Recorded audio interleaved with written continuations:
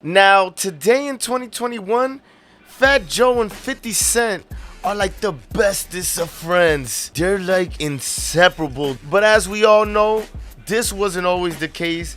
And at one point, Fat Joe and 50 Cent had one of the most dangerous beef in rap. Today, I want to dive into the whole history between 50 Cent and Fat Joe and really uncover all the major situations that happened between the two.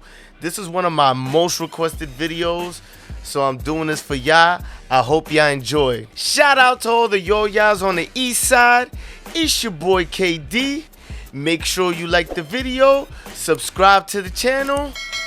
Let's get into it. To uncover this whole situation, we have to go all the way to the beginning. 2004. Ja Rule is dropping his comeback album, and one of the first singles on that album is New York. I used to love that song back then. New York was a Ja Rule song where he was accompanied by two other artists, Jadakiss and Fat Joe. Now, at the time that this song came out, Ja Rule was in the middle of his beef with 50 Cent. So when 50 Cent saw Fat Joe and Jadakiss standing next to Ja Rule, that made them his next target. And on The Massacre, he released a song called Piggy Bank. Clickety clank, clickety clank, real bars, where he's coming at Fat Joe, Nas, Jadakiss, and Ja Rule. So what is it that you confronted on this record, Piggy Bank, concerning Jada, Fat Joe, in general? I'm responding to the things that they're doing. I mean, it's been visible. They come from environments where they know, and they ain't in the dark. They know what it is. This is not music beef. Now, it doesn't stem from music. It comes from actual street, and that don't die. So it's like, you don't stand so close to that person that you viewed as an ally to him. Well, I'm gonna sit back so you can try and help him. That's exactly what they did with I'm from New York. After this song releases, Fat Joe responds with his own song. He responds with two songs, one of them being Victim and the other one being on his album, My Fofo. My Fofo. So after Fat Joe responds on Wax, 50 calls up K-Slay, and I miss this about New York radio, just radio in general, when you would have moments where the artist will call up the station and create these historic moments. 50 Cent and Fat Joe call up the radio station to talk to K-Slay, and we have a classic radio moment where they call one after another and they're just coming at each other. Because the Fat Joe kid, he called Philly, talking about when he see me, he gonna punch me in my face. And that's not just between me and you in New York City, kid, right? Yeah. I will whoop his fat ass. You know what I'm saying? Like on a one-on-one tip, like wherever. On that note, like you don't really want to do that. You know what I'm saying? You want to just write the verse. You know what I'm saying? And just keep it there. You see this all radio and all this is like I'm falling for the plant. Yo, don't do it. You know Chris Lighty. Chris Lighty knows me very well. Tell me where to meet you. I'll walk down there one deep and I will knock you out. It's simple. It's so simple because at the end of the day, he ain't built like that. So when he look at Joe Crack eyes, he ain't gonna want it like that.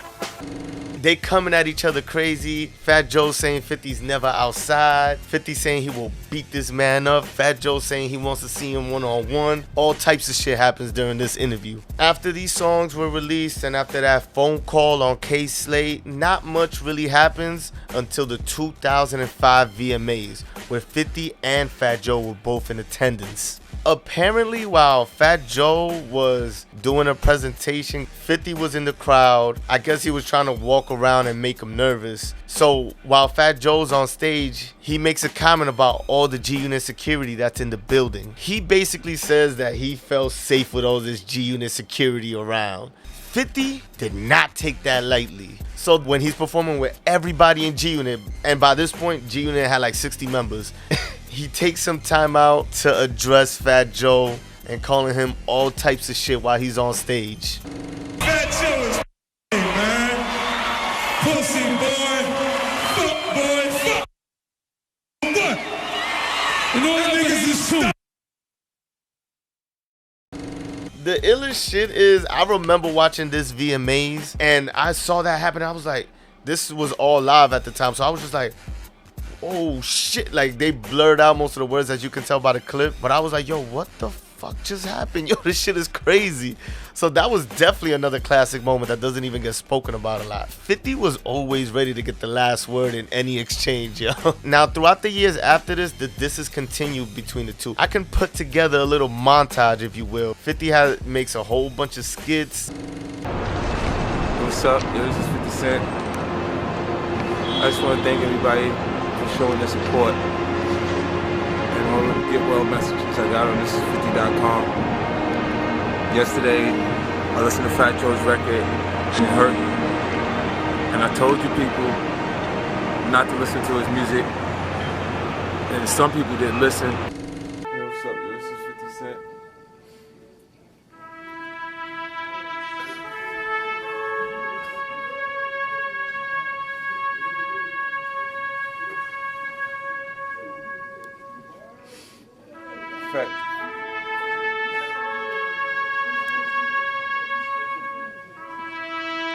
Fat Joe just passed away.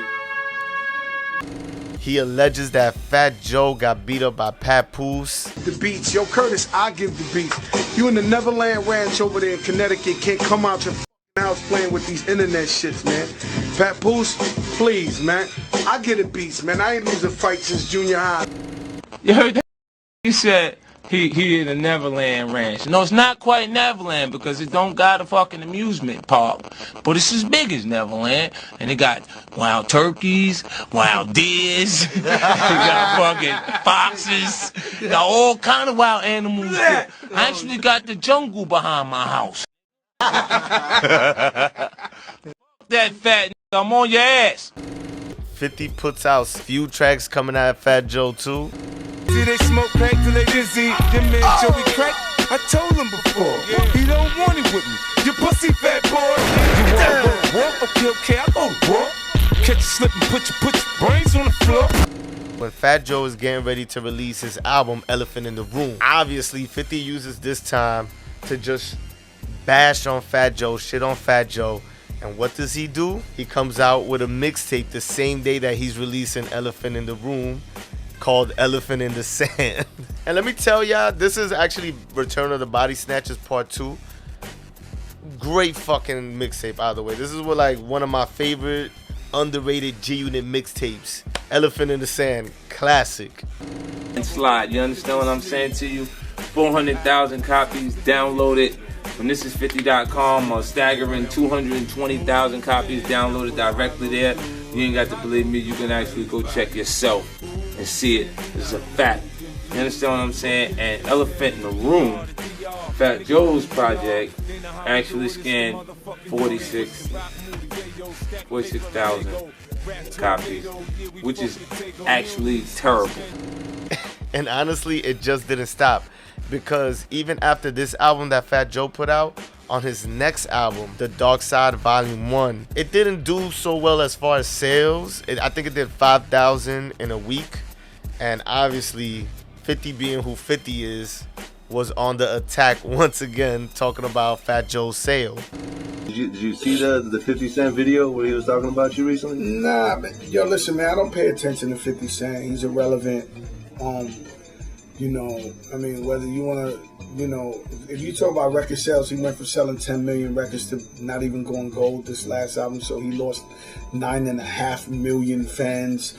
That, the economy's fucked up, you know what I'm saying? Plus, he ain't been making good music. All we doing is making good music at the end of the day. Now, the disses back and forth slowed down after this, and they finished indefinitely in 2012 when Chris Lighty, who was a mentor to both Fat Joe and 50 Cent, passed away by an apparent suicide.